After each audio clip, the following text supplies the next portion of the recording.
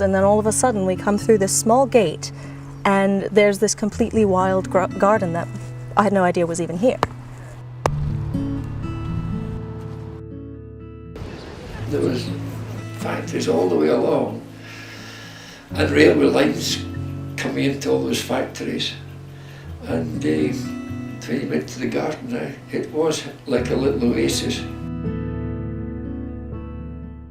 I think it's helping us all, particularly local people, and most of us are local people, to appreciate the fantastic gifts that we've got here, the beautiful nature. It's helping us learn more about nature and create something very worthwhile. Gardens were private, gardens were peaceful spaces usually. You can see the bower at the bottom of the wee brae, you can see how it's written in a bower, and obviously the ladies had walked out there and sat in the shade. They didn't want to get tanned.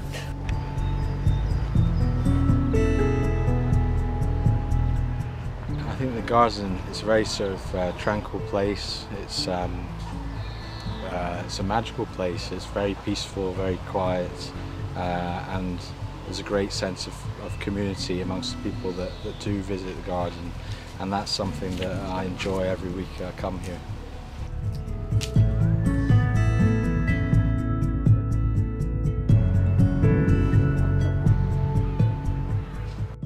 It was built about 1450. It was a family home, but it was sold so many times, it was unbelievable. My granddad said, I would have been bankrupt there, I couldn't have kept going. But what happened when the spring came, the garden just burst into life. He said there was thousands, if not tens of thousands, of daffodils.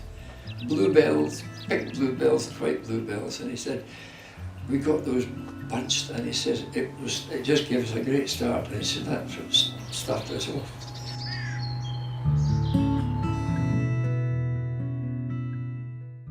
Close to the house you would have had perhaps ornamental beds with flowers and with herbs, which would be used perhaps for cooking and the like. And then as you move away, you would be looking for fruit trees, apples, pears. Some of this trained against the walls to help ripen the fruit. You might even be growing apricots and peaches and so on.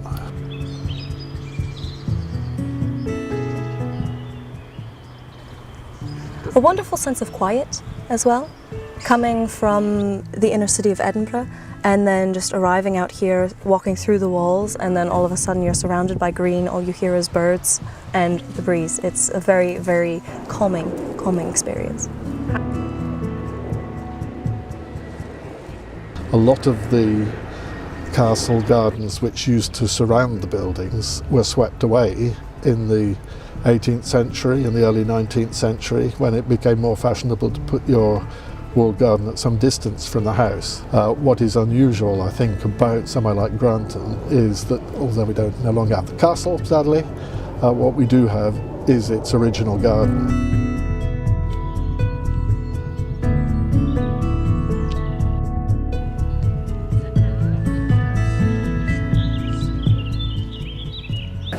Granddad would be then, when the war started, he would be 34. It was a terrible state. I mean, you see pictures of it, but you know, there was rose bowers, hedges, and I mean the lilac trees in front of the dovecot. I mean, I remember digging them out. They must have been 6 foot in diameter, you know. You used to dig trenches right round them.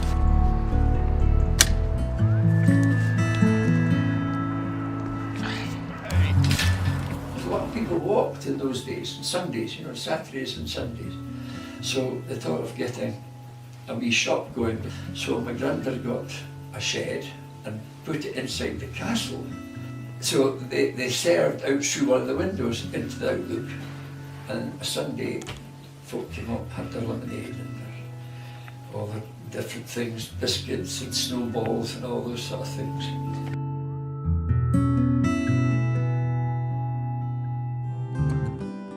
I'd like aspects of it to remain a little bit wild, just to retain this experience of you walk through and it is a forgotten garden in a sense.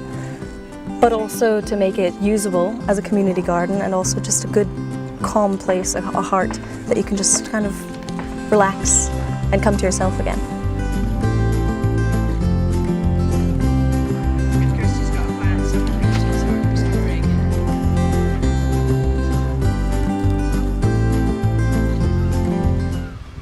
It's nice to see it. It's nice to see. We were just saying that the other night when we went down. But they can really grow fast. And the weeds can grow fast. There's a lot of work.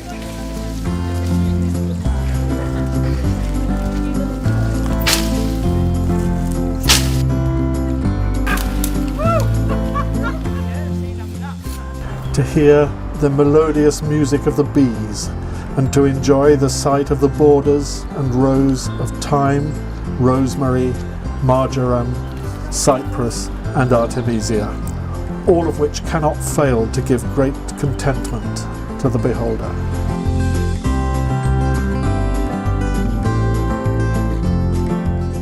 Because where there were gardens historically, we can study them, but what is the role of that garden today? Do we bring it back? Does it take a new life? Can we reactivate that feeling of the garden and of the landscape to make it relevant for today's community?